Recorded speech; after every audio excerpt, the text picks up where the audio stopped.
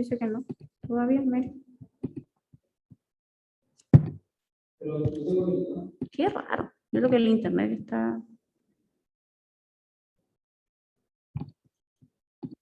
Ahí sí. A ver. Profe, la veímos y la escuchamos. Sí, perfecto. Eso es bueno. Ahora sí. Y viene entonces la pregunta más repetida del año. ¿Se ve el PPT o no se ve? Sí, profesora. Sí, se ve. Perfecto. Vamos a esperar que se vea acá en la sala. Ahí sí. Ya. Entonces, chiquillos, saludarlos a todos, a los que están allá en casa y aquí al compañero que tenemos presencial, al profesor Sebastián, darle la bienvenida, comentarles que tengo varias noticias para ustedes. Primero, decirles que revisé todos los trabajos online y están súper buenos. Aquí con el compañero presencial tenemos una actividad pendiente que la vamos a realizar, ¿ya? Y contarles, además, que la próxima semana, el próximo miércoles, déjenme avanzar para que lo puedan ver, próximo miércoles tenemos la prueba coeficiente 2. Próximo miércoles. Si usted logra cambiarse de curso, la vamos a hacer nosotros a las 7, ¿ya? Que es una actividad en realidad. Ahí después le explico bien. Y los que están online, tenemos entonces próxima clase a las 20 horas, ¿cierto? Vamos a realizar nuestra prueba coeficiente 2 de toda la materia que hemos pasado el segundo trimestre. Y yo les dejé ahí para que ustedes puedan ver, después les voy a enviar el PPT, con lo que entra en la prueba.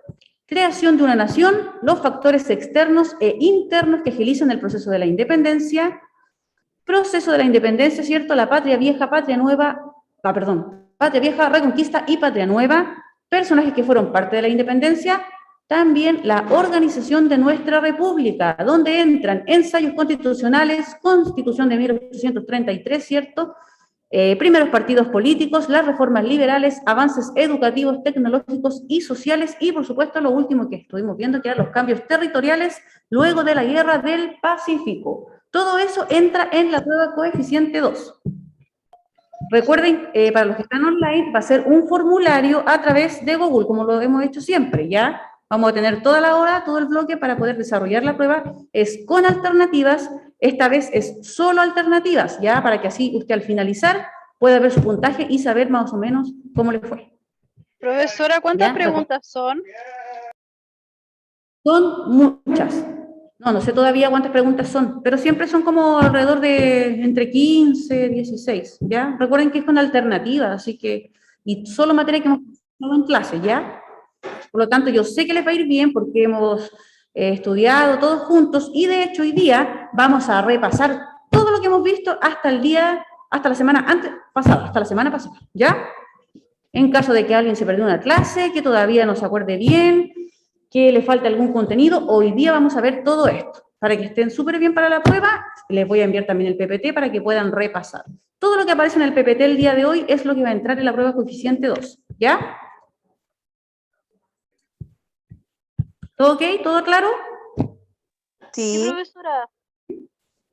Ya, perfecto. Entonces, partimos. Hoy día, ¿cierto? El objetivo va a ser repasar contenidos vistos este segundo trimestre. Súper bueno para los que vienen ingresando más tarde a la clase, los que faltaron alguna clase, los que no nos habíamos visto hace mucho tiempo. Vamos a repasar todo, desde mayo hasta agosto.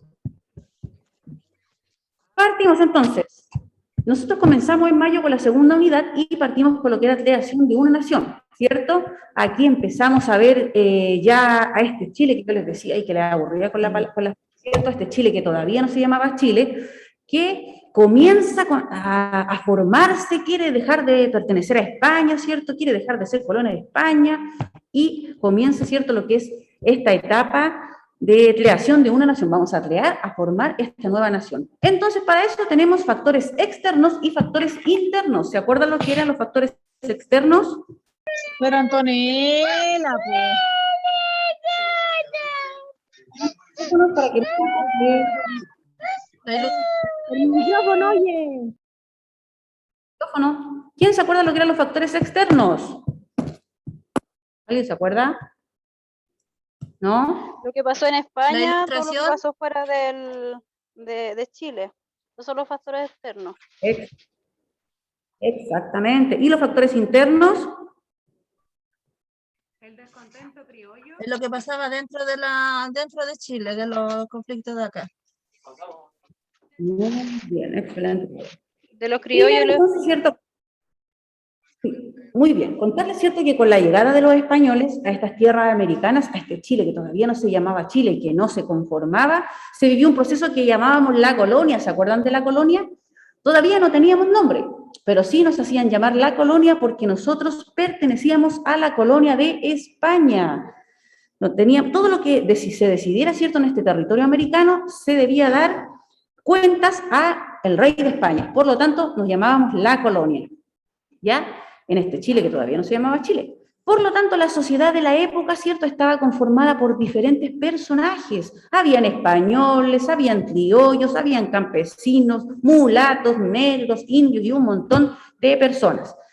Y dentro de estos eran los españoles, por supuesto, y los criollos los que se encontraban en la cúspide, de la pirámide social. Yo les puse ahí una pirámide para que ustedes puedan ver, ¿cierto?, más o menos cómo estaba conformada la sociedad durante la colonia y los pasos a la independencia. Primero arriba estaban los españoles, ¿cierto? Recuerden que ellos llegaban de España y llegaban colonizando territorios, apoderándose de territorios, asesinando a indígenas, quitándoles sus mujeres, ¿cierto? Vendiendo a sus hijos y toda esa parafernalia, ¿cierto?, que pasó hasta el día de hoy nos acordamos y nos da mucha rabia e impotencia. También después, más abajito, están los criollos y los mestizos. Estos criollos, ¿cierto?, hijos de la mezcla de un español con un indígena, nacía un criollo, ¿cierto?, y comenzaba ahí a crecer en tierras americanas. Por lo tanto, ya no se sentían españoles. Y también los mestizos, ¿cierto?, que eran esta mezcla, ¿cierto?, entre españoles e indígenas. También más abajo estaban los indios, ¿ya? Indios indígenas, ¿cierto?, que vivían y que habitaban este territorio americano mucho antes que los españoles. Y en el último eslabón, ¿cierto?, de nuestra pirámide social estaban los negros y mulatos, ya que ellos no habían nacido en América, sin embargo venían de España y también de la India, ya desde Europa los traían en estos barcos llenos de conquistadores, ¿cierto?, llenos de colonos, a ser esclavos de españoles en América. ¿Hasta ahí cómo vamos? Profe, ¿y los zambos? Es que están dentro de los negros y mulatos, no los quise alegar más que nada para que no se vayan a confundir con tantos personajes. Solamente dejamos aquí a los más importantes, ¿ya? Ya, profe. Profe, eso es lo de la colonia, ¿no es cierto? ¿Cómo? Eso es lo que se vivió en el proceso de la colonia. Los españoles, los criollos, los mestizos, los indios, negros y mulatos. Estos personajes eran parte de la sociedad que existía en los tiempos de la colonia, ¿ya? Así se conformó la sociedad en aquel tiempo. Recuerden que antes de la llegada de los españoles solamente habían indígenas, llegando españoles y a cambio todo lo que eran las personas que habitaban, ¿cierto?, el territorio americano. ¿Ya? Avanzamos entonces. Como les decía, tenemos estos factores externos que son cosas importantes, ¿cierto?, acontecimientos históricos que pasaron fuera de América, o sea, en Europa y mucho más allá. Fuera de nuestro territorio americano, de este Chile que todavía no se llamaba Chile, y que nosotros tomamos como ejemplo para también querer ser una nación independiente, y ahí nace y parte, lo que es la Ilustración, estas ideas, ¿cierto?, liberales que venían desde Europa y que por supuesto traían en la libertad y en la igualdad del pueblo. Allí es el pueblo el que debería, ¿cierto?, decidir por su tierra. Por lo tanto, nosotros decimos, la Ilustración, estas ideas liberales, me gusta también, yo también quiero ser parte, ¿cierto?, de este proceso. También aparece como factor externo la independencia de los Estados Unidos. Nosotros, ¿cierto?, tomamos como ejemplo la independencia y también queremos ser nación independiente. Así que allá vamos con el segundo ejemplo. Y el tercero, por supuesto, la Gran Revolución Francesa, donde aparece este personaje pequeñito que decíamos nosotros, ¿cómo se llamaba? Bonaparte. Bonaparte, muy bien, Paola. Muy bien. Aparece, ¿cierto?, ahí en la revolución, en esta gran revolución, este personaje que da un golpe de Estado, ¿cierto?, en Francia y pone fin a la monarquía y establece una república. Recuerden que antes en Francia también existía una monarquía como hoy en día en Inglaterra, donde los reyes, ¿cierto?, eran parte del Estado. Eso se termina en Francia y se establece una república. Y con esta república comienzan a nacer pequeñas, ¿cierto? Pequeños cabildos en diferentes sectores de América que comienzan a conversar, ¿cierto?, sobre estas ideas de querer ser nación independiente y no seguir dependiendo del rey de España. ¿Cómo vamos hasta ahí con los factores externos? ¿Bien? ¿Mal? ¿Avanzo? Avance nomás. Sí, profesora. Profe. Muy bien. Avanzamos entonces. Nos vamos ahora a los factores internos, ¿cierto? Hechos importantes que sucedieron dentro de Chile, dentro de este Chile que todavía no se llamaba Chile, dentro de América, ¿cierto? Que también forman parte, ¿cierto? Y nos dan esa gana de querer ser nación independiente y no seguir dependiendo del rey de España. Primero, el descontento criollo, ¿cierto? Yo, hija de un español y un indígena, soy criolla porque nací en tierras americanas. Por lo tanto, como yo nací en tierras americanas, me siento parte, ¿cierto?, de esta nueva tierra y siento que las riquezas y que los cargos políticos, ¿cierto?, que se daban en ese lugar, también yo podía tener acceso a ellos. Sin embargo, eso no pasaba. Solo los cargos públicos eran para los españoles. Por lo tanto, los criollos comienzan, ¿cierto?, a molestarse, a enojarse y dicen, no. Hasta aquí nomás llega la cosa, nosotros también queremos ser parte de este proceso, ¿ya? También está la situación económica, por supuesto, las reformas que realiza la corona, que por supuesto impacta y afecta a los criollos, porque el impuesto que tienen que pagar, suben los impuestos, ellos empiezan a levantar, ¿cierto?, a surgir lo que es la economía en América, y ellos dicen, ¿por qué tenemos que pagar impuestos a España? ¿Por qué tenemos que entregar todo, ¿cierto?, nuestra economía a España si somos nosotros los que trabajamos esta tierra? Y ahí aparece otro descontento más. Y también tenemos la identidad criolla, que eso sí a todos nos ha pasado, ¿cierto?, que si uno nace en Chile se siente chileno. Ellos también en América, en estas nuevas tierras, ¿cierto?, descubiertas, se sentían americanos, ya no se sentían españoles. Por lo tanto, querían independencia y, por supuesto, decidir por su propio pueblo. Ahí tenemos los tres factores internos. Entonces ya tenemos factores externos e internos, ¿cierto?, que agilizan el proceso de la independencia. ¿Cómo estamos hasta ahí? ¿Bien? ¿Cómo estamos? ¿Bien? ¿Mal? ¿Menos? ¿Sí? Bien. Perfecto, vamos avanzando entonces. Me tienen que avisar. Voy muy rápido, si no entendieron algo. Luego llegamos a lo que es las etapas de la independencia, y estas las conocimos porque las estudiamos, estuvimos viendo, ¿cierto?, todo ahí en detalle sobre las etapas de la independencia. Y partimos, por supuesto, con la patria vieja, desde 1810 hasta 1814, ¿cierto? Y decíamos que el 18 de septiembre de 1810 se forma la primera Junta de Gobierno.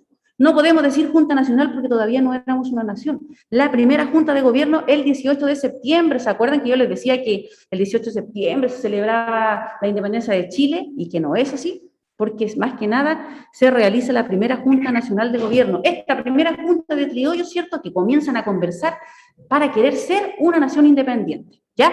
Y después de tantas luchas y luchas, en 1814, ¿cierto?, hasta 1814, logramos tener la independencia de Chile. Aquí comenzamos con nuestra primera bandera, ¿cierto?, y comienza el camino a la independencia definitiva. Pero ¿qué pasa?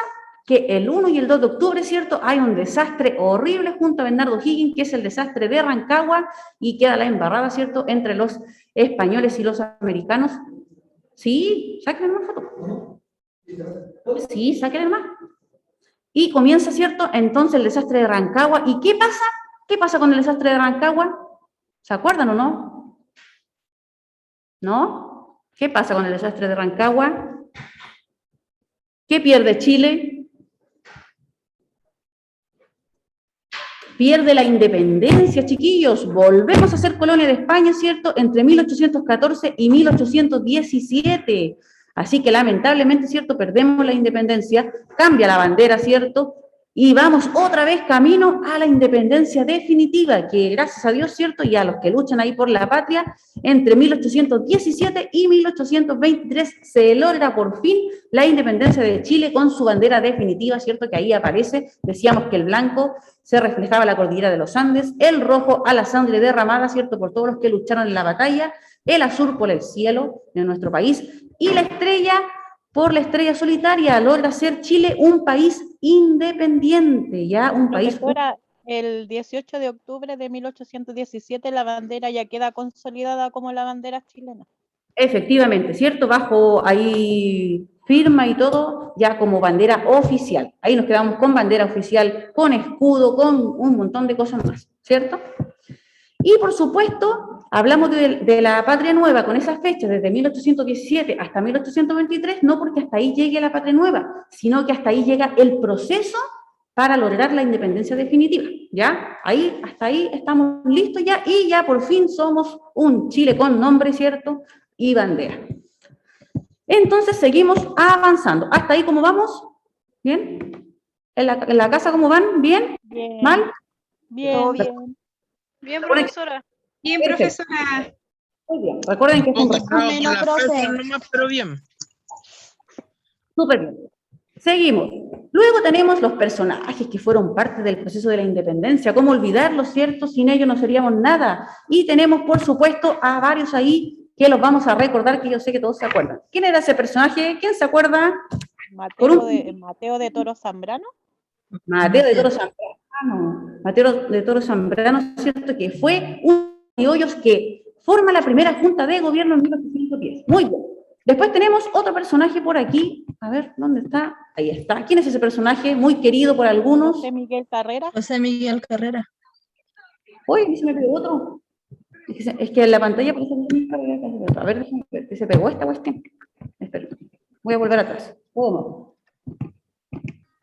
Ya, se supone que debería aparecer José Miguel Carrera y después aparece otro más. Ahí está José Miguel Carrera. Se me había quedado atrás. José Miguel Manuel Carrera. Rodríguez. Al ladito de Mateo de los Santos. Sí. Y después aparece Manuel Rodríguez. Manuel Rodríguez. Por la, Sí. por la calavera que tiene en el cuello. A Manuel Rodríguez, muy bien, muy bien. Manuel Rodríguez, personaje que todos queremos, ¿cierto? Más que por lo que hacía en el día, por lo que hacía en la noche, ¿cierto? Cuando se El verdadero disfrazaba. padre de la patria. El verdadero padre de la patria para algunos, para otros, para mí también. Muy bien. Después tenemos por acá a Bernardo Higgins, para muchos y para otros odiado, ¿cierto? Este dictador que también hace muchas cosas así positivas para el país, pero que termina perdiendo su poder por ser un dictador. Así que nos mandamos para la casa Bernardo Higgins. Y después tenemos el fraile Camilo Enríquez, ¿cierto? Muy amigo de José Miguel Carrera, y que juntos forman el primer diario de Chile, la Aurora de Chile. Nuestro primer periódico. No rayen la pantalla, chiquillos. Después tenemos Javiera Carrera, la hermana de José Miguel Carrera, ¿cierto? Es parte del proceso porque ella ayuda a los que estaban luchando por la patria, les presta caballos, presta su hacienda, ¿cierto? Para curar enfermos y todo eso. Así que también una mujer muy importante. Ah, me olvidé. Y también ustedes saben que existieron otros personajes que no son reconocidos por la historia, pero que también fueron importantes, ¿cierto? Como las mujeres, ahí de la casa que cuidaban a los niños y también enfermos, muchas veces hicieron de enfermeras sin saber para poder curar heridos, ¿cierto? Durante todo lo que era la guerra, entre otros personajes. Estaba también Paula Ya. Jara Quemada, Fray Camilo Enríquez. ¿Y se acuerdan de un ladrón? Un ladrón que también pasa a ser después guerrillero de luchando por la independencia. No me acuerdo cómo se llamaba. ¿Se acuerdan? Por ahí lo deben tener anotado. Búsquelo y después me dicen. Ya. Seguimos. Pasamos también por la Organización de la República y esta materia sí. Piñera. Muy bien. Seguimos con la Organización de la República, que yo sé que aquí esto está más clarito porque lo vimos hace poco, ¿cierto? Parte también de la materia pasada. Ensayos constitucionales, por supuesto, se le llama este proceso, ¿cierto? Que parte entre 1829 y termina en 1803, ya logrando así en 1833 la gran primera Constitución de Chile, ¿ya?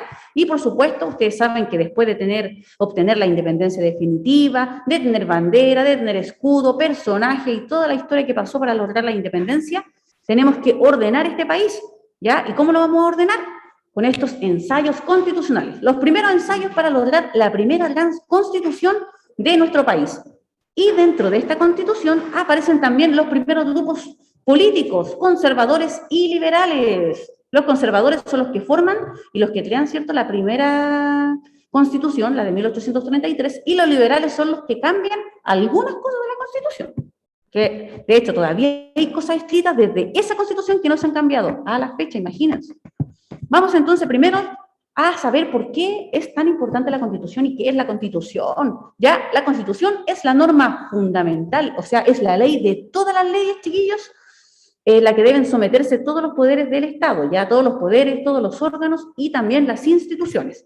Y, por supuesto, el objetivo central es poder proteger las libertades y los derechos de las personas, y sirve para organizar un país y proteger los derechos de los ciudadanos. Díganme ustedes hoy en día, ¿la Constitución protege los derechos de los ciudadanos? No. No, ¿cierto? No. No, profesora, no protege nada los derechos. No protege, no representa, nada, porque las constituciones siempre están hechas a conveniencia de los gobiernos, ¿ya? Son muy pocas las cosas que se han ido cambiando en beneficio de los ciudadanos, cosa que se está tratando de cambiar hoy en día, pero que está ahí bien complicada la cosa, porque están puro discutiendo los representantes de la nueva constitución. Pero bueno, no vamos a entrar en esos detalles. Y aquí tenemos, para que ustedes puedan ver, la primera Constitución de 1833, por supuesto, inspirada en las ideas de Diego Portales, este dictador, ¿cierto?, que escribe muchas cartas, y el Estado las toma esas cartas y comienza ahí a formar la primera Constitución. Esta Constitución establece que el presidente debía tener mucho poder. Aquí, en 1833, el presidente hace y deshace dentro del Estado de Chile. También establece un sufragio censitario, ¿cierto?, dejando de lado a todos los sectores populares, ¿ya? Aquí no todos tenían derecho a voto. Por supuesto, podían votar los mayores de 21 años que estuvieran casados, y los solteros mayores de 25. Si esto se lo llevásemos hoy en día a la fecha, serían tan pocos los casados que pudiesen votar. Ya no hay, nadie se casa hoy en día. Y ¿ah? Yo tampoco, ya somos dos, no nos vamos a casar. Entonces, ¿cierto? Solteros mayores de 25 que supieran leer, escribir y que tuviesen una profesión o tierras. Díganme, siglo XIX, ¿alguien sabía leer en aquel tiempo si no existían colegios ni universidades? Nada. Entonces la gente que votaba era muy poco. Exactamente. Y, por supuesto, la religión católica queda ahí registrado, ¿cierto?, en esta Constitución, que es la religión oficial del Estado. Por lo tanto, no se puede ejercer ninguna otra religión que no fuese la religión católica. ¿Ya? Más o menos así era la Constitución de 1833. O sea, hecha para conservadores, para la élite de aquellos tiempos, ¿ya? Seguimos. También estaban las reformas del periodo liberal. Recuerden que la Constitución la escriben los conservadores y las reformas del periodo liberal son estos liberales, ¿cierto?, que dicen, no, hay que cambiar algunas cosas porque esto no está bien. Y claramente, cambian algunas cosas, pero no todo, ¿ya? Primero, se elimina la reelección inmediata del presidente, que eso es súper importante, ¿ya?, para que no se vuelva a elegir el mismo presidente. Cambia la libertad de enseñanza y de imprenta. Aquí se le da derecho a todos a estudiar. Se otorga el voto a hombres mayores de 21. Sin embargo, las mujeres no podían votar todavía, que ahí hay algo que no se cambió hasta tiempo después. Y se separa el Estado de la Iglesia. Se crea la ley del registro civil, ¿cierto?, la ley de los cementerios y la ley del matrimonio civil. Recuerden que el matrimonio, solamente el civil, estaba considerado como legítimo. Los cementerios, ahora iba a haber un lugar específico para enterrar, ¿cierto?, a los muertitos de aquella época. Ya no se podían enterrar ya en el patio, ni en la plaza, ni en la calle, nada. Solamente en el cementerio. Y la ley del registro civil, que iba a ser el registro civil el encargado de llevar los nacimientos, las defunciones y eso, los nacimientos, las defunciones y el matrimonio. ¿Ya? Algunas de las reformas del periodo liberal. Seguimos. Desarrollo educativo del siglo XIX. Miren, los liberales también impulsan, ¿cierto?, la educación y crean, porque ellos dicen que haya más educación, va a haber progreso para el país. Entonces crean la Universidad de Chile, la creación de la Escuela de Preceptores, que es la primera universidad, ¿cierto?, de hombres. Después, la creación de la Escuela Normal de Preceptoras, aquí para las mujeres, la creación de escuelas artes y oficios, promulgan la ley de instrucción primaria y la creación del Instituto Pedagógica, ¿ya? Y también instrucción secundaria y superior y todo eso, ¿ya? Y ahí está el decreto, miren, importante, el 577, donde autoriza a las mujeres a estudiar en las universidades. Antes de eso, las mujeres no podían estudiar en las universidades. Ahora se les da también autorización dentro de esta nueva Constitución. Ahí vamos con algunos cambios positivos para los Cultura y comercio, por supuesto, adelantos tecnológicos del siglo XIX. La pintura, en 1849 se crea la primera Academia de Pintura. La poesía, por supuesto, y la lira popular. Estos escritos sueltos y son solamente para los sectores privilegiados. La comunicación, nace el telégrafo, por primera vez tenemos comunicación. En 1851, la primera línea de ferrocarril de Copiapó a Caldera. Recuerden que en el norte, ¿cierto?, comienza ya el tema económico por este oro blanco. ¿Se acuerdan del oro que les decía yo, no? El oro blanco. Era el oro blanco. El salitre. El salitre. Una vez que lo comienzan a hacer mucho en el norte del país, traen, ¿cierto?, el primer ferrocarril a Chile. También alumbrado público, ¿cierto?, desde 1853 para todo Chile, o para los sectores, ¿cierto?, más céntricos, y los puertos, que decimos que el puerto de Valparaíso es la puerta al Océano Pacífico por el tema del comercio, el intercambio comercial, ¿cierto?, y por supuesto ir avanzando en lo que es manera económica. ¿Ya? Esos son algunos adelantos culturales y tecnológicos. Y llegamos a la última parte, que son los cambios territoriales, que incluye, por supuesto, las consecuencias de la Guerra del Pacífico. Tenemos a Chile con nombre, con bandera, con historia, tenemos a este Chile políticamente formado, con leyes, con su primera constitución, ¿cierto?, aunque no muy acertada, pero tiene ya su constitución con sus leyes, y después nos faltan limitar, ¿cierto?, nuestro territorio, saber hasta dónde vamos a llegar, hasta dónde llega Chile, qué pierde, qué gana, y eso pasa también con la Guerra del Pacífico. Recuerden que los cambios territoriales se dan a través de una gran guerra, que es por el océano y también por tierra. Entonces yo les dejé este cuadrito que es igual que el de la clase pasada, en donde está organizado, ¿cierto?, cómo Chile a finales del siglo XIX se reorganiza, ¿cierto?, geográficamente. Y dice que por guerra se gana, ¿cierto?, la incorporación de Tarapacá y Antofagasta, que antes dependían de, o pretendían, o eran parte de Perú y Bolivia. Y, por supuesto, la ocupación de la Araucanía en la región del Biobío. Por colonización, Valdivia y Yanquihue, ¿cierto?, con la llegada de estos alemanes. Y por negociación, la incorporación de Rapa Nui. Y ahí donde perdimos territorio, ¿cierto?, de Argentina, ¿cierto?, que es parte de la Patagonia.